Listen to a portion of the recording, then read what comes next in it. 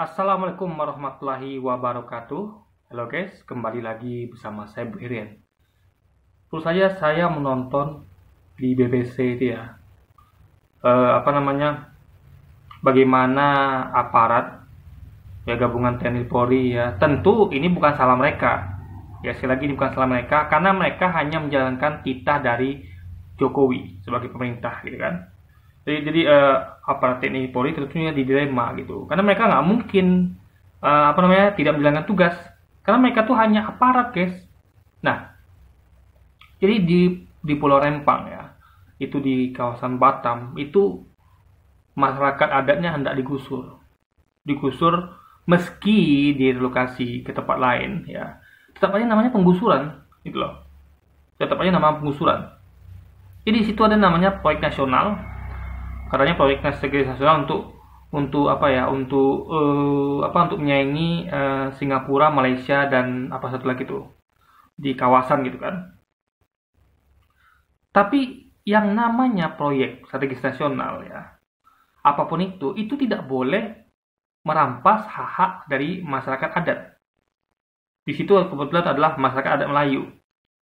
Apalagi pakai acara penggusuran gitu kan, itu nggak boleh terjadi.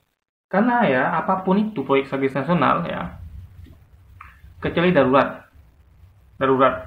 Misalnya kita dalam keadaan perang, ya kan. Nah, itu mungkin masih make sense. Tapi ini dalam keadaan damai. Dan ini proyek adalah bisa harusnya proyek itu ngalah terhadap kepentingan masyarakat adat, ya kan?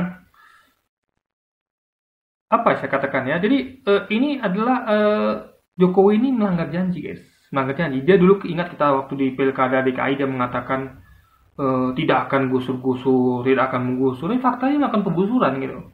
Dan banyak penggusuran di tempat lain gitu kan. Jadi makanya ini memang saatnya perubahan. Kita nggak boleh lagi pilih pemimpin seperti ini gitu kan. Karena pemimpin seperti ini jelas sudah tidak menepati janji. Banyak sekali pelanggaran janji yang komitmen yang beliau lakukan. Makanya waktu di podcastnya dari Kobuzer yang mengundang BMUI itu, BMUI-nya mengatakan bahwa kita udah capek dengan janji manis gitu kan. Pencitraan, janji manis, capek kita karena memang fakta tidak terbukti. Diingkari itu janjinya gitu. Anda bayangkan ya, di Papua sana misalnya. Jadi kenapa sampai ada penolakan gitu? Karena mereka di sana tuh nggak bisa dipaksakan. Masyarakat adat tuh nggak bisa dipaksakan guys. Mereka tuh punya aturan sendiri, mereka tuh punya kepentingan sendiri, mereka tuh punya apa sendiri ya, mereka tuh punya kehormatan sendiri, nggak boleh ditaati guys, nggak bisa. Ini masyarakat adat adalah namanya masyarakat adat. Mereka tuh lebih dulu ada dibandingkan republik ini. Ingat ya, republik ini berdiri ya tahun 45, itu masyarakat adat sudah ada lebih dulu di situ. Mereka sudah duluan menempati tempat itu. Jadi kalau kita hendak melakukan sesuatu di suatu tempat, ya kita submisi dulu pada yang punya. Yang mana yang punya itulah masyarakat adat. Meskipun ini adalah punyanya NKRI, tapi tetap ya NKRI itu sebenarnya kita ini adalah negara ini sebenarnya adalah harus bersinergi dengan masyarakat adat. Dan mereka duluan gitu. Tapi kalaulah mereka dulu tidak mengalah untuk jadi dulu tuh kan kita tuh kan sampai sekarang juga banyak masyarakat adat. Ada adat Melayu, ada Jawa, ada Batak, ada Kalimantan dan segala macamnya sampai Papua gitu. Mereka tuh rela untuk bergabung dengan NKRI tentu dengan harapan agar NKRI ini menjadi wadah bagi mereka, bagi masyarakat adat untuk menyejahterakan mereka, bukan untuk mengusur mereka, bukan untuk merampas hak mereka. Ini ketika masyarakat adat, misalnya masyarakat adat Melayu nih yang di Pulau Rempang itu kan, mau gabung dengan NKRI atau masyarakat Aceh, adat Aceh atau Batak sekalipun atau dari manapun itu hendak bergabung dengan NKRI, mereka berharap bahwa adat mereka itu tidak dirusak. Ya, tempat mereka yang sudah mereka kuasai ya. Karena kita tahu ya, meskipun semua di bawah negara, tapi ingat ada masyarakat adat. Ada hak yang mereka miliki di situ yang tidak boleh dirampas oleh negara. Atas dasar apapun itu nggak boleh gitu. Ya kan? Jadi harusnya pemerintah itu datang baik-baik sana dan mendapatkan izin dulu yang full, yang tidak ada penolakan sama sekali. Baru boleh digarap ke kawasannya, apalagi ini pakai acara penggusuran, nggak bisa memaksakan, nggak bisa. Jadi ini terbukti bahwa pemerintah sekarang ini ya, yang dipimpin Jokowi ini adalah merampas hak-hak rakyat, terutama masyarakat adat. Dalam hal ini, contohnya di Rembang itu adalah masyarakat adat Melayu. Coba, sampai polisi itu menembakkan gas air mata. Di sekolah itu sampai dievakuasi coba, karena ada bentrok itu kan. Jadi kenapa ada bentrok? Bukan salah polisi dan tentaranya, mereka aja menjalankan tugas. Jadi ketika masyarakat melihat ada polisi tentara di lapangan yang melakukan hal itu, ya itu ingat yang salah bukan mereka, yang salah adalah pemerintahnya, karena mereka hanya menjalankan tugas, gitu kan.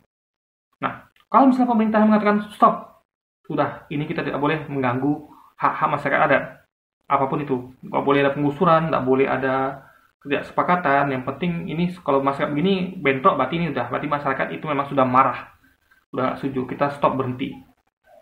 Harusnya itu kan pemerintah. Nah, polisi dengan tentara enak. Oke Pak, siap komandan, kita mundur gitu. Tapi kalau pemerintah bersikeras ya, gusur itu, pokoknya kita nggak mau tahu nih proyek harus jalan, digusur, itu pemerintah yang salah. Polisi dan tentara nggak bisa disalahkan, karena mereka hanya menjalankan tugas. Karena kalau mereka gagal menjalankan tugas, nggak berhasil menggusur, mereka yang akan disalahkan pemerintah, disalahkan oleh bosnya gitu, karena bosnya kan pemerintah. Aparatur Polri hanya menjalankan tugas gitu. Bisa-bisa jabatan nanti dicopot, jabatan Kapolri, Kapolda atau panglima di daerah itu dicopot gitu kan, karena pemerintah nggak suka, karena gagal dalam menjalankan tugasnya mengusur rakyat. Luar biasa kan. Di aparat TNI Polri itu dilema.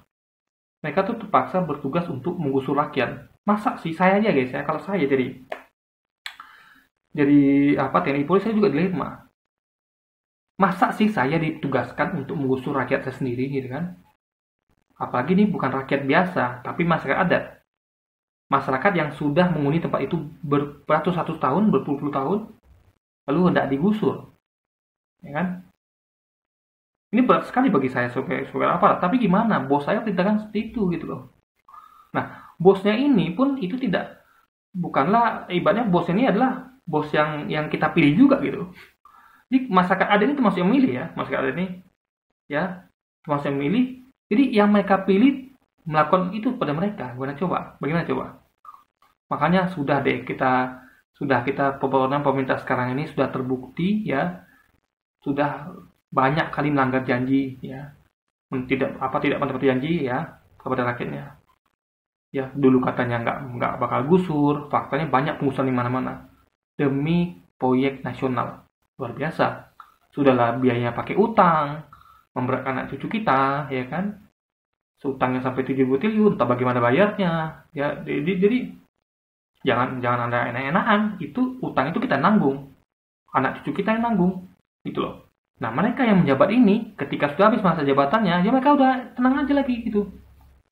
Memang mereka ikut nanggung juga utang itu, karena mereka termasuk bagian dari kita. Tapi mereka yang buat, nah itu loh guys.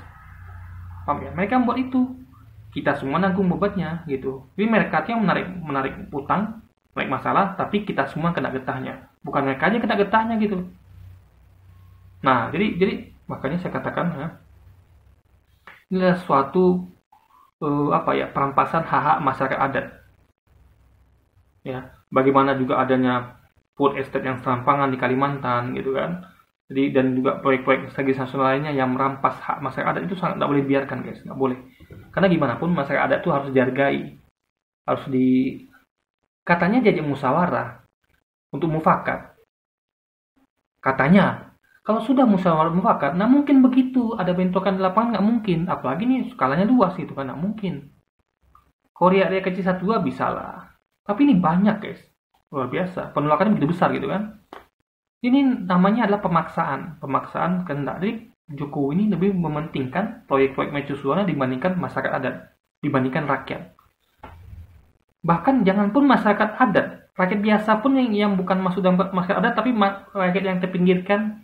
Contoh kayak di Wadas kemarin, rakyat yang bukan masyarakat adat mungkin kan, tapi cuma rakyat, dia petani kecil biasa lah gitu, atau di tempat lain, yang bukan siapa lah, yang mungkin yang nggak tergabung dalam masyarakat adat, misalnya ada orang buka lahan di hutan mana gitu untuk dia kehidupannya gitu kan, kehidupan keluarganya, lalu dirampas meskipun satu orang, itu sudah pelanggaran guys, sudah pelanggaran pemaksaan misalnya, lalu dia digusur gitu, itu sudah pelanggaran, kecuali kalau dia terima dengan lapang dada, dikasih kompensasi yang memadai sehingga dia kehidupannya tidak rusak, kehidupannya tidak apa namanya ya, tidak kehilangan lah apa-apa gitu guys. Nah itu baru sah-sah saja gitu, apalagi ini masyarakat adat. Makanya pelajaran bagi kita ya, jangan pilih pemimpin seperti ini lagi, jangan pemimpin yang buta hanya melihat proyeknya harus jalan, tapi melanggar banyak hak-hak di banyak tempat. Nggak bisa guys, nggak bisa ya. Ingat, masyarakat adat itu ya, itu adalah punya keistimewaan sendiri. Nggak bisa negara itu merampas hak masyarakat, nggak bisa ya. Di negara itu seperti menjadi raja maharaja, nggak bisa, karena gimana pun pemerintah itu adalah karena kita juga, karena ada kita mereka bisa memimpin, karena kita memilih, karena kita yang memilih mereka bisa memimpin. Jadi mereka nggak bisa melakukan kita semena-mena, nggak bisa. Makanya untuk masyarakat adat dimanapun berada, dan siapapun masyarakat kecil yang merasa bahwa rumahnya digusur, ya, kampungnya digusur, ya, tapi ada tidak ridho, ada tidak mendapatkan hal-hal yang sepadan, ya kan? Anda harus bergerak. Jangan lagi pilih pemimpin seperti ini, ya. Ada tanda itu, partai-partainya, orang-orangnya, yang mimpin yang sekarang ini ya, terutama yang ada afiliasi dengan Pak Jokowi, jangan pilih lagi. Pilih lawannya. Siapa antitesisnya, itu kita pilih. Nah, antitesa sekarang cuma satu, yaitu Pak Anies Baswedan. Entah nanti kalau muncul calon lain, yang jelas jangan Jokowi, jangan Prabowo, jangan Ganjar, karena itu ada afiliasi sama Jokowi, bahaya. Kalau kita pilih lagi nanti ya, ada tekan tergusur lagi. Penggusurannya akan terus berlanjut. Udah 10 tahun ini banyak penggusuran, nanti akan terus berlanjut tuh. Kalau Anda masih milih yang sekarang juga, yang ada afiliasi sama dia, yaitu Prabowo dan juga Ganjar, ini akan terus berlanjut. Masyarakat adat akan dirugikan, rakyat kecil akan dirugikan, karena kita akan terus mengalami penggusuran, akan terus mengalami pemaksaan kehendak ya, demi mulusnya proyek nasional yang dibiayai oleh utang dari yang tentu akan membebani anak cucu kita. Oke, jadi mungkin sekian dulu aja video kita kali ini guys. Sampai jumpa lagi di video selanjutnya. Wassalamualaikum warahmatullahi wabarakatuh guys.